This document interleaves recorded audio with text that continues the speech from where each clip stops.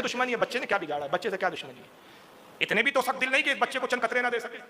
आप जाइए, मैं उम्मीद करती हूँ कि जरूर इस बच्चे को सैराब कर देंगे। इमाम ने कहा तुम कहती हो तो जाता हूँ, वरना उन शकी और उन जालिमों से उम्मीद तो कुछ नहीं। रावी कहता है कि इमाम ने लिया, धूप दोपहर का वक्त था, तपती हुई धूप, एक सफ़ेद कपड़े में अली असगर को लपेट लिया ताकि धूप से कुछ बचाव हो जाए, और नन्हे से अली असगर को लेकर आहिस्ता कदम चलते हुए बगैर सवारी के आप पैदल चलते हुए नहर फुरात की तरफ आते हैं। अमर इब्न हिजाज ने देखा हुसैन पाक आ रहे हैं, सीने से कुछ चीज़ चिमटाए हुए हैं, कपड़े में छुपाए हुए। उसने कहा हुसैन कैसे आना हुआ, क्या चाहते हो? कपड़ा हटाया, देखो ये मेरा बेटा अली असगर है, 6 माह का बच्चा है, शीर खार दूध पीता बच्चा है। मैं जानता हूं कि तुम्हारी दुश्मनी मुझसे है, मेरे जवानों से है, तुम मेरे जवानों को कत्ल कर चुके, शहीद कर चुके, अब मैं रह गया हूं, ये बच्चा रह गया है, अब मेरे खैमों में कोई मर्द नहीं, जिससे दुश्मनी थी तुम निभा चुके, दुश्मनी मुझसे इस बच्चे से नहीं, अल्लाह का वास्ता है कि इस बच्चे को कुछ पानी के कतरे दे दो। अगर तुमने इसको सैराब कर दिया, बावजूद इसके कि तुमने मेरे नौजवानों को कत्ल किया, मेरे बेटों को शहीद कर दिया, मेरे भतीजों को शहीद कर दिया, मेरे भाइयों को शहीद कर दिया, मैं वादा करता हूं इसके बावजूद भी बाखुदा अगर तुमने चंद कतरे इस मेरे नन्हे से शहजादी अली असगर को दे दिए, नाना से कहकर आखिरत के दिन आबे कौसर का जाम तुम्हें दिलाऊंगा।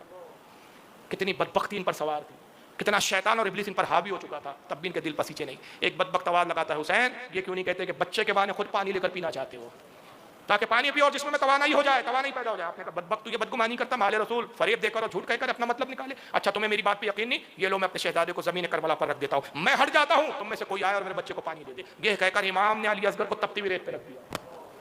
चंद कदम पीछे हटे, किसी का दिल नहीं पीसा, और जब तपती हुई रेत पे रखा, धूप की तमाशा, रेत की तपिश बच्चे के जिसमें महसूस हुई, बच्चा तड़प गया। इमाम बिल्कुल बेचैन हो गए, दौड़ते हुए गए अली असगर को उठाया कि कहीं ऐसा ना हो कि इस तपती हुई रेत और इस तपिश की वजह से रूह कब्ज ना कर जाए। बच्चे को देखा, बोसा दिया। अभी आप गोद में आप कोश में लिए थे, हुरमला इब्न काहिल बदबख्त एक कोने में बैठा मंजर देख रहा था, इंतहाई शकी और जालिम किस्म का शख्स। तीर को इसने कमान पे चढ़ाया, अली असगर के हलक का निशाना लिया, बदबख्त ने बहुत सब्र ज़ब्त के साथ बोलना पड़ता है। बदबख्त ने तीर कमान से छोड़ा, तीर हवाओं को चीरता हुआ निकलता है, अली असगर के नन्हे से हलक में ऐसा पेवस्त आर पार निकल के इमाम के बाजू को जख्मी कर दिया।